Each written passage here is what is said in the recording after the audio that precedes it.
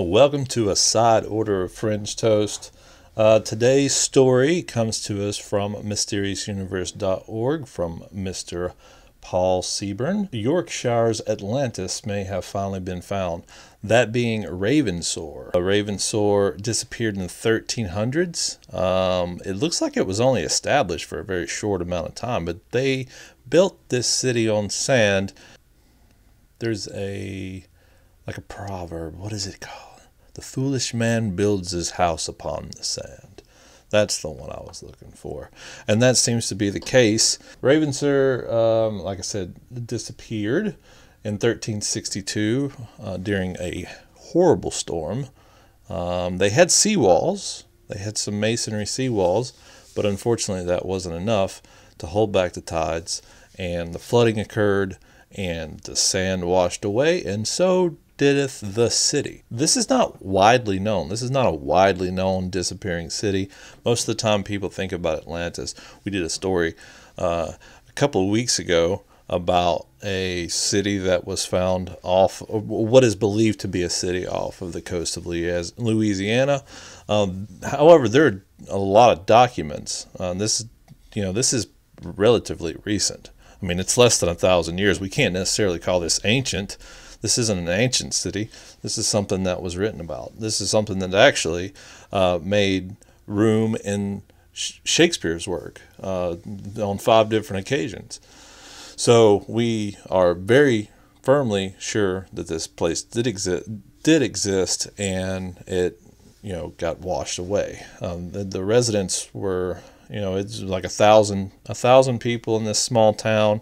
They had 2 mills. They had a marketplace. They had all kinds of things that were documented and written about. However, the area in which it's at, the tides are very, very thick, and it's made it very difficult to do searches. But now that they have some documents that support its general location, and they have corroborated that with some findings on the still existing shoreline of this seawall existing, they're going to move forward with the search a little bit more, they being the University of Hull. Now, there's been some comments made by one of the #1 experts in this field, someone who considers himself a Ravenser Odd scholar. Well, not just himself. I think probably other people call him that too. I'm just going to give him the benefit of the doubt here. I don't know much about this guy. However, if you go to Amazon and check out what he's written a lot of things on a lot of odd topics. So he's already got a fan in me.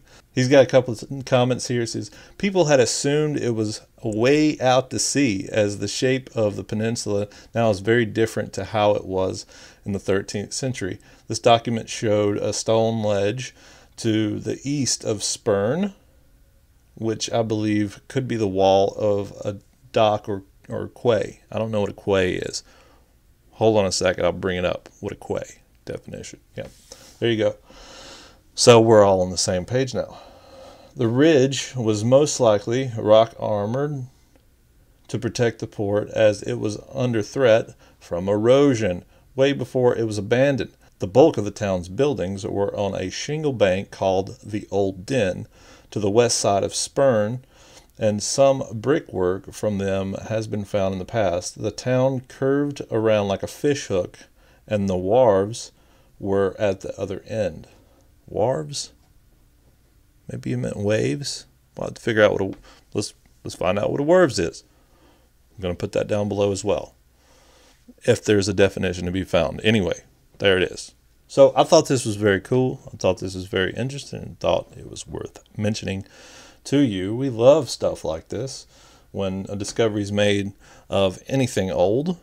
That's a opportunity for us to learn new things about our history. And yes, this would be English history. It doesn't make it any less important, because we're all human, and we're all just trying to figure out where we've been so we don't make those same mistakes again.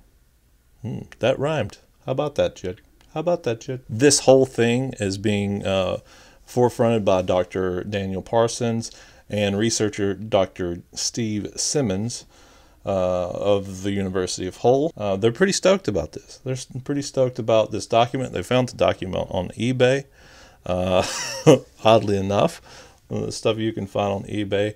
This document was from the 1800s, but it gave some very significant information that gave them kind of the footwork, and they used this document to find the remnant of these seawalls or port, whatever they think that, whatever they find out that it was.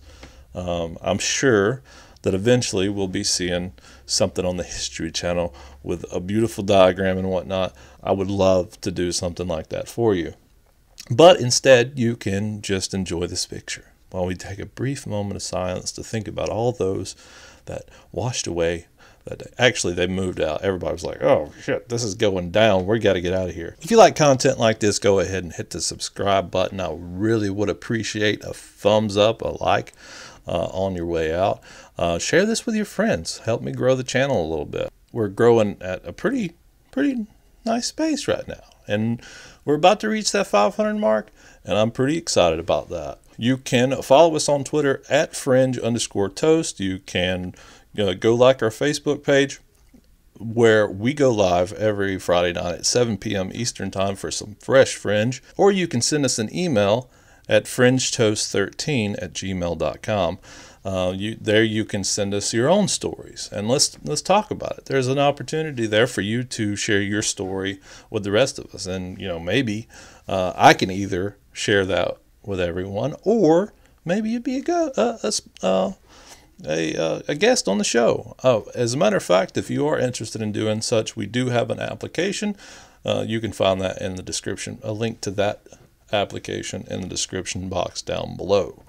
You guys have a wonderful day, a wonderful week, and a wonderful time. It ain't been George Norrie, and it ain't Coast to Coast, but I'm Bobby, and you've been served some Fringe toast. Y'all take it easy. Peace.